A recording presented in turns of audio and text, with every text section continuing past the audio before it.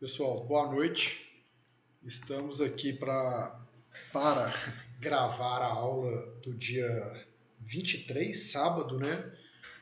Que será aí o nosso último exercício, tá? Do semestre, que será os embargos de declaração. Então, ao longo desse semestre, nessa turma, né, a gente conseguiu ver 2 habeas corpus, né? AIJ criminal, as questões correlatas aí, audiência de instrução e julgamento criminal, revogação da preventiva e agora os embargos de declaração, né? Os embargos de declaração, gente, óbvio, né, que vocês vão ver aí na prática, tanto em processo civil quanto no processo criminal, no processo penal, questão mais a fundo aí essa questão dos embargos de declaração.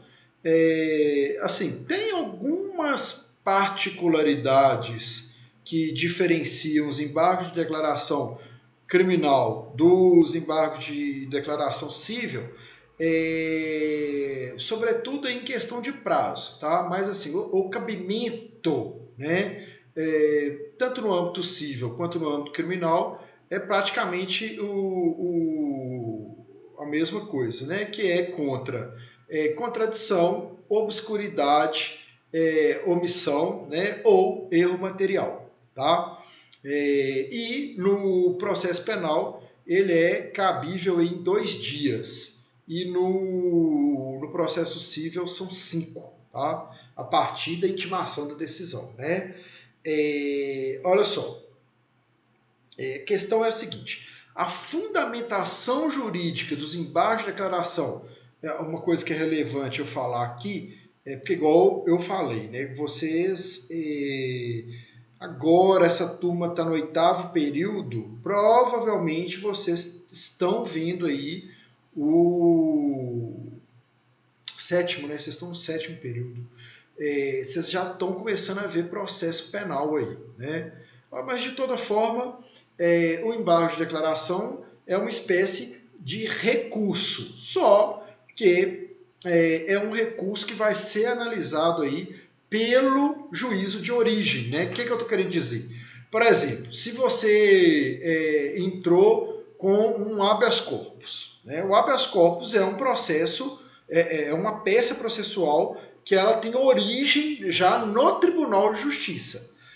Se eventualmente houver ali uma omissão, um erro material, né, uma obscuridade, uma contradição naquela decisão judicial ali, seja ela monocrática, seja ela do colegiado, seja ela no acórdão, você vai ingressar com os embargos de declaração e o mesmo órgão que julgou o habeas corpus que vai analisar os embargos de declaração. O mesmo órgão / desembargador, tá, gente? Porque se for uma decisão monocrática, por exemplo, você fez um pedido liminar, aí o desembargador deu a decisão ali, mas com um erro material. Aí você vai entrar com um embargo de declaração e vai ser o relator, o desembargador, que vai analisar.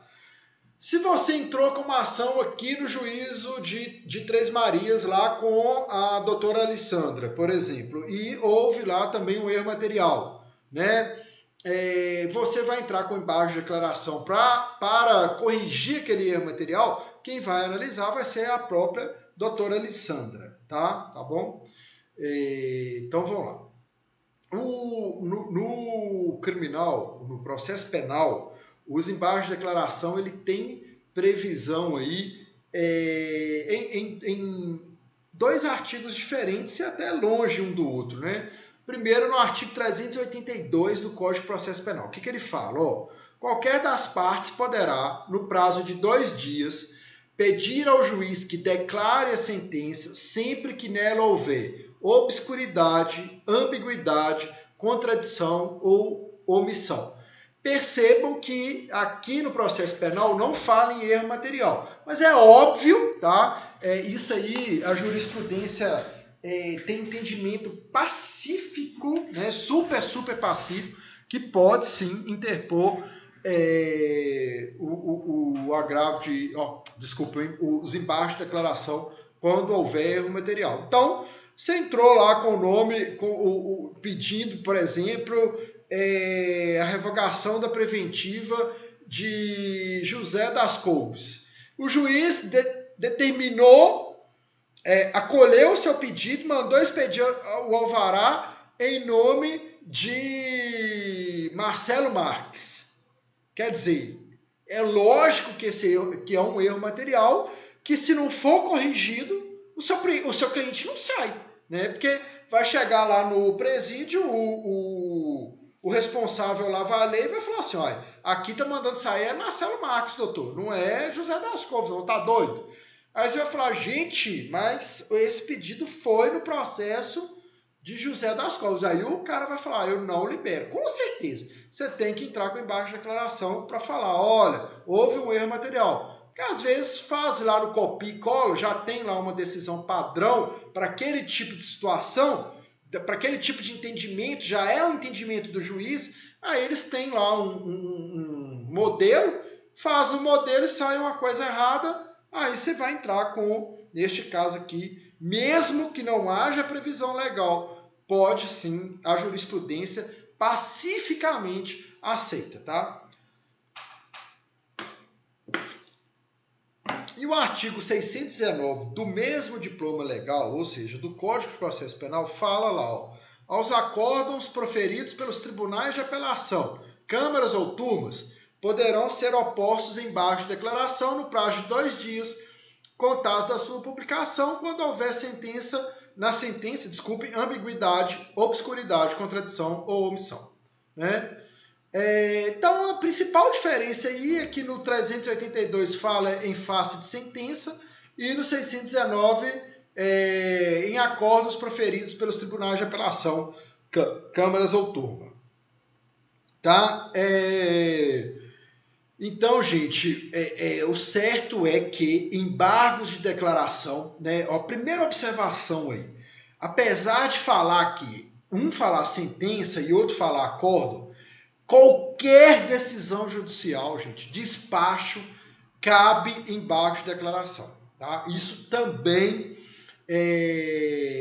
o Superior Tribunal de Justiça tem entendimento pacífico nesse sentido. Eu trago aqui, né, nessa parte teórica aí, ó, o resumo aqui da decisão do Superior Tribunal de Justiça sobre esse assunto. Ó. O que eles falam? A decisão interlocutória pode ser esclarecida ou completada na via dos embargos de declaração que devem ser recebidos em todos os seus efeitos, né?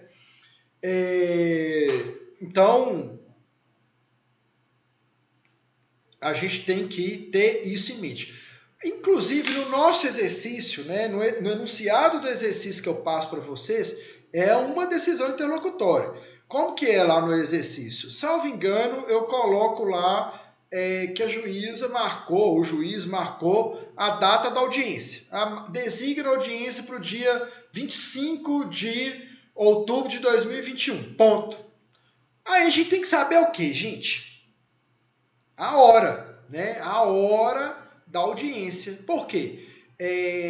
Você tem que saber para você se organizar. O advogado tem que saber. Se não constou lá na decisão, no despacho, que designou a audiência, o que você tem que fazer? Embargo de declaração.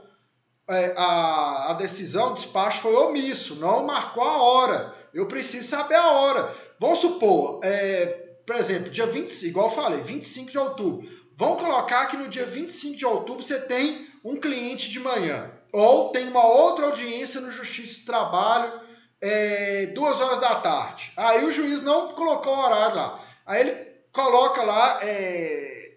acolhe seus embargos, lógico que ele vai colher, e vai colocar lá 2h30 da tarde. Aí você vai ter que se organizar, arrumar um colega para fazer uma ou outra audiência, né? Você vai ter que se virar nos 30 aí, né? Entendeu? Aí tem a tempestividade, são 2 dias. Vejam, gente, o tempo é bem enxuto. Então, assim que você for, que o advogado for intimado a decisão, ele tem que fazer a leitura aí rapidão, né? E já, porque para ver se vai ser necessário os embargos de declaração para ele interpor aí, que o prazo é bem enxuto. 2 dias é muito pouco.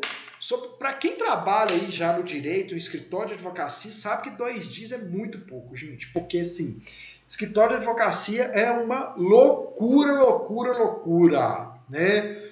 Quem falava isso era o Luciano Huck, né?